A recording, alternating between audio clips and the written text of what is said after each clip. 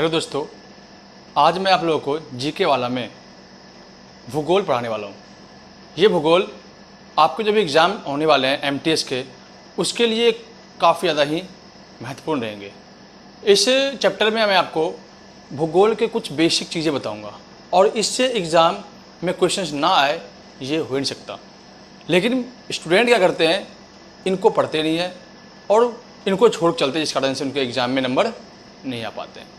तो आज मैं आपको जो अपना क्लास है, फर्स्ट क्लास है ज्योग्राफी का, इसमें मैं पार्ट 1 पढ़ा रहा हूँ, भूगोल का इंट्रोडक्शन, जिसमें मैं आपको बताऊंगा कि इंडियन ज्योग्राफी में हमें जो इंट्रो है उसमें क्या पढ़ना होता है। बेसिकली बच्चों को ये पता नहीं होता है कि हमें हमारे भारत जो है उसके आसपास कौन कौन से देश है, किस देश से हमारा कौन सा स्टेट लगा हुआ है, उसकी सीमा है, और हमारे कितने द्वीप है, और प्रायद्वीप क्या होता है, पहाड़ क्या होते हैं, पर्वत क्या होते हैं, मैदान क्या होते हैं, झील, झरने, इन सभी के बारे में आपको अलग अलग से पढ़ाऊंगा। सबके अलग अलग पार्ट होंगे। ये हमारा पहला पार्ट है जिसमें मैं आपको भारत के इंट्रो पढ़ाऊंगा। इंट्रो परिचय दूंगा आपको इसमें कि भारत के जो चारों दिशाओं में क्या क्या है और भारत की स्थिति भूगोल में कैसी है। इसके बाद मैं जब पार्ट 2 पढ़ाऊंगा आपको, तो उसमें मैं पढ़ाऊंगा आपको स्टार्टिंग में हिमालय पर्वत, पठार के बारे में पढ़ाऊंगा, पर्वत के बारे में पढ़ाऊंगा। इसके बाद पर्वत जैसे खत्म होगा तो आपको मैं पठार के बारे में पढ़ाऊंगा। पठार जैसे ही खत्म होता है आपको नदियों के बारे में पढ़ाऊंगा। नदियाँ जैसे खत्म होती है आपको मैं दर्रे के बारे में पढ़ाऊंगा। दर्रे जैसे खत्म होंगे आपको उसके अगला जो टॉपिक होगा वो आपका जनजातियों के ऊपर होंगे। फिर जा करके जितने भी बाघ अभ्यारण्य हो गए, जितने अभ्यारण्य हैं, हाथी अभ्यारण्य हो गए, इन सब के बारे में आपको डिटेल से बताऊंगा, जिससे कि आपके एग्जाम में कभी भी कम नंबर ना आए। और ये बेसिकली जितने भी एग्जाम होते हैं, अभी हाल फिलहाल में एमटीएस के एग्जाम होने वाले हैं, एडमिट कार्ड आ चुका है, उनके लिए कुछ ज़्यादा ही इंपॉर्टेंट रहने वाला है। तो दोस्तों, वीडियो शुरू करने से पहले मैं ये बता दूँ, अगर आपको वीडियो पसंद आए तो शेयर करना ना भूलें और बेल आइकन दबा लें, सब्सक्राइब कर लें और लाइक जरूर करें।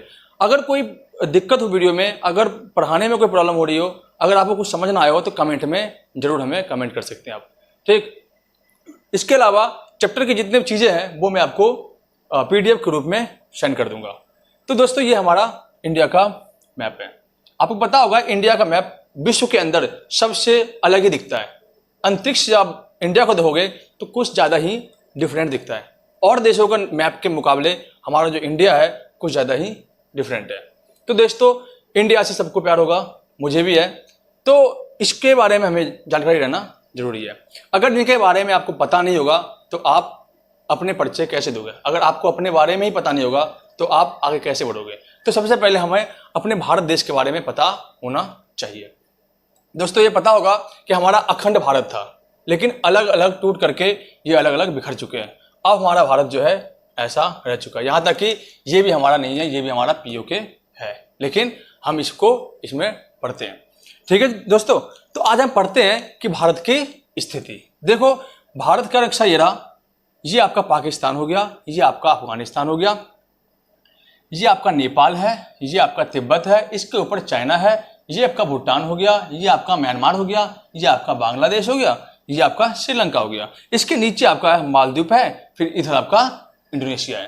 तो दोस्तों, इतना अगर आपको समझ में आ गया हो तो नोट कर ले। इसके बाद मैं आपको बता दूं कि भारत की जो चारों दिशाएं हैं वो कहाँ कहाँ पे क्या क्या स्थित है। जैसे कि मैं बात करता हूं उत्तर, नॉर्थ की बात करूं तो नॉर्थ की जो लास्ट बिंदु है उसे हम कहते हैं इंदिरा कॉल। क्या कहते हैं? Indira call, Indira call. दोस्तों, इसी तरह से जो साउथ का एरिया है, जो आपका दक्षिण का लास्ट पॉइंट है, उसे हम कहते हैं कन्याकुमारी, कन्याकुमारी। कई बार एग्जाम में ये क्वेश्चन आया हुआ है। इसके बाद जो हमारा पूरब है, ईस्ट है, ईस्ट के ओर में जो हमारा एरिया है उसे हम कहते हैं किबुथु, किबुथु कहते हैं। इसके बाद हमारा पश्चिम का जो एरिया है उसे हम कहते हैं सरक्रिक, सरक्रिक, ठीक है दोस्तों। ये हमारे साइड हो गए, पूरब किबुथु, नॉर्थ उत्तर इंदिरा कॉल, वेस्ट पश्चिम सरक्रिक, साउथ कन्याकुमारी। इसके बाद हमारा जो पूरे भारत का जो लास्ट अंतिम बिंदु है, जो जिसे हम दक्षिणतम का अंतिम बिंदु कहते हैं, भूमि का अंतिम भाग कहते हैं, वो आपका अंडमान निकोबार का जो पॉइंट है उसे कहते हैं इंदिरा पॉइंट। दोस्तों इसे हम पिगमिलियन पॉइंट भी कहते हैं। ये दोस्तों एग्जाम के लिए काफी ज्यादा इंपॉर्टेंट रहेगा, अगर एमटीएस की जो तैयारी कर रहे हो उसके लिए काफी ज्यादा ही इंपॉर्टेंट रहेगा कि इंदिरा पॉइंट को और किस नाम से जानते हैं, तो पिगमिलियन पॉइंट के नाम से हम इन्हें जानते हैं। इसके बाद दोस्तों हम ये बात कर ले कि भारत जो सीमा रेखा है यहां से लेकर के ये आपका यहां तक, इसकी जो कुल लंबाई है वो आपका 15,200 किलोमीटर है। अगर हम भारत के क्षेत्रफल की बात करें तो भारत का जो पूरा क्षेत्रफल है, एरिया है, वो 32,87,262 किलोमीटर का है। कितना है? 32,87,262 किलोमीटर जो है पूरा अपना स्क्वायर में फैला हुआ भारत है। लेकिन भारत की जो सीमा है वो सीमा रेखा आपका 15,200 किलोमीटर है। तो दोस्तों भारत का कुल क्षेत्रफल 32,87,262 किलोमीटर है, ये आप नोट कर सकते हैं। इसके अलावा 15,200 किलोमीटर आपका ये आपका एरिया है, मैदानी भाग में से जुड़ा हुआ है। इसके बाद प्रायद्वीप एरिया। प्रायद्वीप किसे कहते हैं ये आपको पता होना चाहिए, बहुत बच्चों को ये चीजें पता नहीं होती। प्रायद्वीप का अर्थ होता है कि वैसा जगह जो तीन ओर से जल से घिरा हो और एक ओर से भूमि से जुड़ा हुआ हो, उसे हम प्रायद्वीप एरिया कहते हैं। प्रायद्वीप ये एरिया की जो लंबाई है, जो सीमा रेखा है, जो लंबाई इसकी है वो कितनी है? 6100 किलोमीटर। कितना दोस्तों? 6100 किलोमीटर। अगर हम टोटली काउंट कर ले, जिसमें लक्षद्वीप आ गया, अंडमान निकोबार आ गया, तो इसका टोटल पॉइंट होता है 7,265.5 किलोमीटर। इतना है ये पूरा जब हम स्क्वायर मारते हैं। लेकिन अगर हम प्रायद्वीपीय भाग की बात करें तो 6100 किलोमीटर है।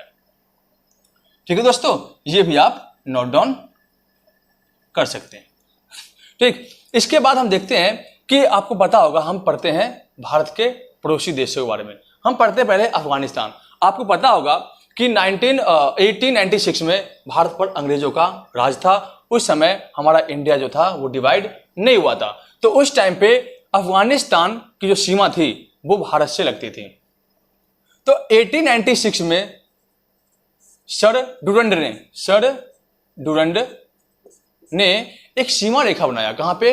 भारत और अफगानिस्तान के बीच। उस सीमा रेखा को हम कहते हैं डुरंड रेखा।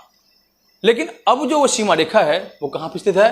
तो अफगानिस्तान और पाकिस्तान के सीमा रेखा को जोड़ती है। कौन सी रेखा? डुरंड रेखा। अब मैं बात करता हूं कि भारत का जो पड़ोसी देश है उनमें सबसे अधिक सीमा किस देश से भारत से लगती है? तो मैं बता दूं आपको कि हमारे जो बांग्लादेश है, बांग्लादेश की सीमा भारत से सबसे अधिक लगती है। कितना? तो 4,296 किलोमीटर। कितना? 4,296 किलोमीटर जो है भारत के साथ बांग्लादेश की सीमा लगती है। कई दोस्त कंफ्यूज होते हैं कि जो पाकिस्तान है उसकी सीमा भारत से बहुत ज्यादा लगती है, लेकिन नहीं, हमारी जो सीमा है वो बांग्लादेश से 4,296 किलोमीटर लगती है। और वही अगर बात करें सबसे कम सीमा किस देश लगती है, तो आपका अफगानिस्तान से। अफगानिस्तान से सीमा लगती है मात्र 106 किलोमीटर। 106 किलोमीटर जो है सीमा रेखा जो बनाती है वो बनाती है कौन सा? आपका अफगानिस्तान। ठीक, एक चीज आप नोट कर ले करंट अफेयर के लिए, जो एमटीएस एग्जाम देंगे उनके लिए मैं बता दूं कि जो आपका शहतूत बांध है, शहतूत बांध वो भारत और किसके बीच बनाया जा रहा है? तो भारत और अफगानिस्तान के बीच जो है शहतूत बांध का निर्माण हो रहा है। क्लियर है दोस्तों? इसके बाद मैं बता दूं आपको कि भारत और बांग्लादेश की सीमा रेखा को हम किस नाम जानते हैं? आपको पता होगा 1947 का आपका समय पता होगा आपको। 1947 में हमारा देश जो है आजाद हुआ था और इसके जस्ट तुरंत बाद हमारा देश जो है दो भागों में बट गया। जो बांग्लादेश है वो पाकिस्तान का हिस्सा बना था। तो हमारे उस टाइम के जो अंग्रेजी अधिकारी थे जिनका नाम था सर रैडक्लिफ, सर रैडक्लिफ ने भारत और अफगानिस्तान, बांग्लादेश और भारत पाकिस्तान के बीच सीमा रेखा बनाया, जिसे हम कहते हैं क्या? रैडक्लिफ रेखा। क्लिफ रेखा। तो ये कई बार क्वेश्चन पूछते हैं कि रेड क्लिफ रेखा किन दो देशों के बीच है, तो भारत पाकिस्तान और भारत बांग्लादेश के बीच। इसके बाद हम यही बात करें आपका चाइना की बात करें, तो चाइना और इंडिया के बीच जो रेखा है उसे कहते हैं हम मैकमोहन रेखा। ये सब एक व्यक्तियों के नाम पे है जो उस टाइम के अधिकारी हुआ करते थे। इसके बाद मैं आपको ये बता दूं कि भारत और नेपाल के बीच कौन सी ऐसी नदी है जो सीमा रेखा बनाती है, ये भी आपके पास नोट होना चाहिए। ये एमटीएस के लिए भी काफी ज्यादा महत्वपूर्ण होंगे, क्योंकि ये जो नदी है उसका नाम है काला नदी, काली नदी। कौन सी नदी है आपकी, तो काली नदी आपकी है। ठीक है दोस्तों, इसके बाद मैं आपको ये बता दूं कि भारत का कौन सा स्टेट किस देश से लगता है। बेसिकली मैं बता दूं आपको, राजस्थान हो गया, पंजाब हो गया, इधर आपका जम्मू कश्मीर हो गया, इधर आपका गुजरात हो गया, ये सभी जो है पाकिस्तान की सीमा से लगते हैं। ठीक, इसके बाद बांग्लादेश से कौन सा ऐसा स्टेट है जो अटैच नहीं होता है, तो यह पता होगा आपको, जो आपका मिजोरम है, ठीक, और जो आपका मणिपुर है और आपका नागालैंड है, ये सब जो है किससे, बांग्लादेश से अटैच नहीं होता है। इसके बाद मैं बता दूं आपको, तीनों ओर से घिरा हुआ राज्य त्रिपुरा किस देश से घिरा हुआ है तीनों ओर से, तो बांग्लादेश से। क्वेश्चन कई बार एग्जाम में पूछा गया है कि तीनों ओर से घिरा हुआ राज्य कौन सा राज्य है, तो आपका त्रिपुरा। तीन देशों से घिरा हुआ राज्य कौन सा है, तो भूटान, सिक्किम। कौन कौन सा देश है आपका, सिक्किम जो है आपका, नेपाल, ये आपका सिक्किम हो गया, नेपाल, चाइना और भूटान, ये तीन देशों से घिरा हुआ है सिक्किम। ठीक दोस्तों, इसके बाद भारत की जो अधिकतर सीमा है वो किस देश से लगती है बता दिया आपको, तो वह बांग्लादेश से। भारत के सबसे समुद्री सीमा से लगने वाला स्टेट कौन सा है, ये काफी ज्यादा कंफ्यूजन वाला क्वेश्चन है, क्योंकि इसमें मैं बता दूं आपको कि बच्चे हमेशा कंफ्यूज रहते हैं कि शायद इसमें आंध्र प्रदेश जो है सबसे अधिक समुद्र के किनारे बसा हुआ है, या आपका मुंबई। ठीक, लेकिन ऐसा नहीं है दोस्तों। इसमें हम देखते हैं गुजरात जो है सबसे अधिक समुद्री रेखा से घिरा हुआ क्षेत्र है।